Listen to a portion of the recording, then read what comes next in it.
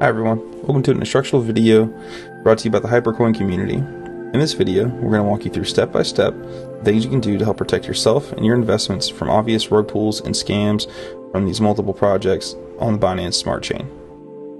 Okay, so the first thing you want to do is you want to check to see if the liquidity pool is locked, or even better yet, burned. So the first thing you'll need is the contract address, which you want to make sure you get from a reputable and reliable source. Copy that address, and you want to go to bscscan.com. Once at bscscan, you want to post your address in this top search box, hit search. Okay, once you're at this screen, you want to click token tracker, go to holders, and now on this screen you want to scroll down, you want to look for the liquidity pool contract address. A lot of times this will say pancake swap in the actual name of the address. That's not the case for HyperCoin, but we can still find it regardless. So what we see here at this top, this is our dead wallet, this is the initial burn, this is the contract holding the remaining tokens. Now if we scroll down further, see actually a few contracts here, and this is the liquidity pool contract here. Again, normally it would say pancake swap and a lot of other tokens. So you want to click that. Then once on this screen, sometimes you'll have to click this filtered by token holder. Go ahead and click that. And now we can see over here at token tracker, we see pancake LP. Now this here is the holding for the liquidity pool. I'm going to go to holders. Now on this screen, you can see here, majority of those tokens are in this dead wallet. Now they'll either be in this dead wallet or they will be locked into a contract. So if they're locked, that would mean the liquidity pool is locked, or if they're in the dead wallet, that would mean the liquidity pool is burned. So from this step, you want to make sure if it's locked into a contract that you can request more information from the owner or the creators, the developers behind the team, to see the details on exactly how long that liquidity pool is locked for. This is important because they could release it, they could have it locked, and then within an hour, the liquidity pool could become unlocked, and at that point, it's a rug pull. They walk away with the entire liquidity pool and your tokens. Okay guys, moving on to step 2. The second thing that we want to check for is the ownership of the contract. Again, we'll need our contract address. And again, we'll go to bscscan.com. Post the address in that top box, press search. On this screen, we'll also go to token tracker.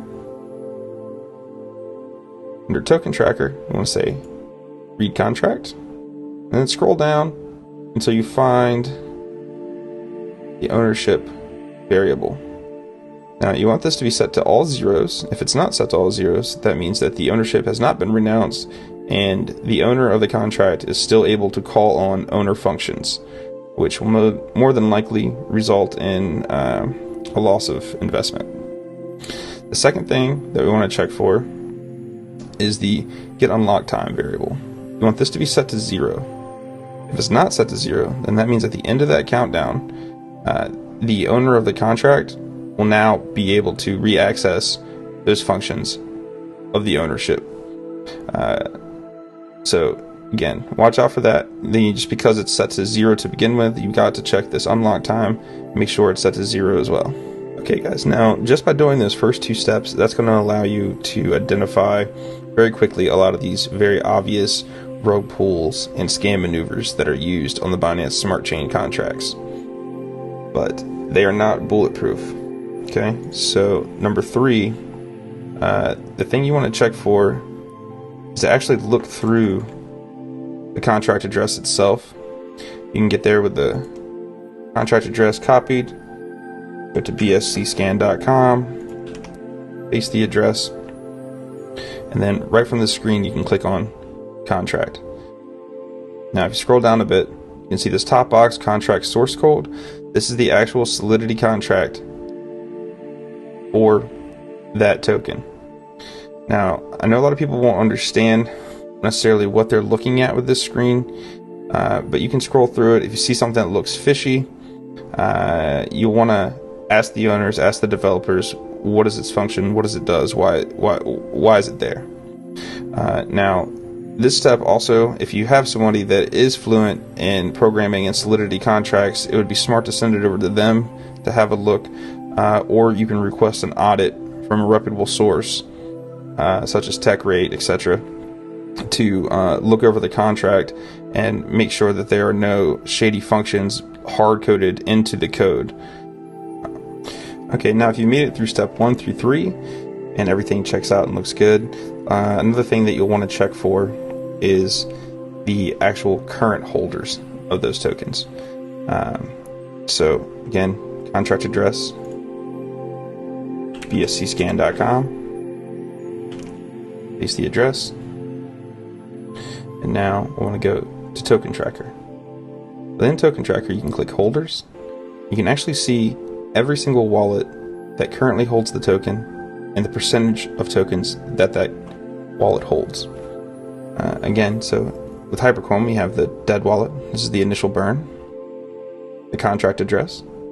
This is the remaining tokens. And now if we scroll down, we can see every single wallet that holds HyperCoin. Now, what you want to check for will be up here in definitely the top wallets. You want to make sure that there isn't, for example, 1 or 2 wallets that hold a majority of available tokens in circulation.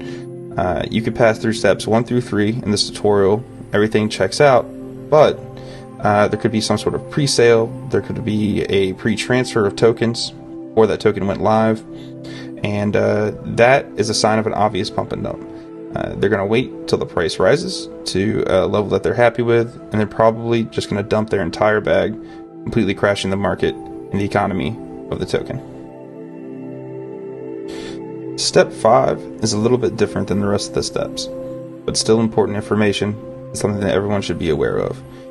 You do not want to make a connection of your wallet to any sort of untrusted third-party services. For example, when you go to PancakeSwap and it asks you to unlock your wallet, at that moment you are now connecting your wallet to a third-party service. If you do this, they can gain all kinds of inside information on the tokens you're holding, the amount you have, even access those funds and transfer them from within your wallet without your permission.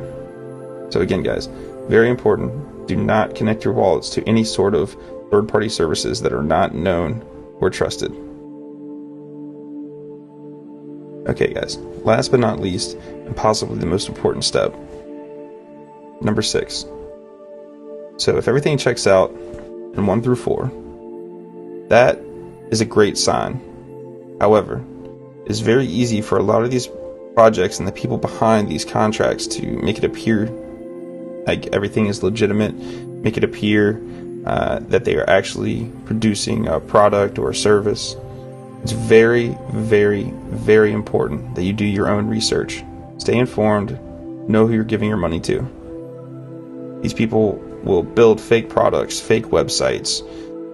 They'll make it look as legitimate as possible. Once they have enough investors and they're happy with their current profit margin, they will just absolutely waste the product. They will wipe out wallets, sell everything, take down the websites and the socials. You'll never hear from them again.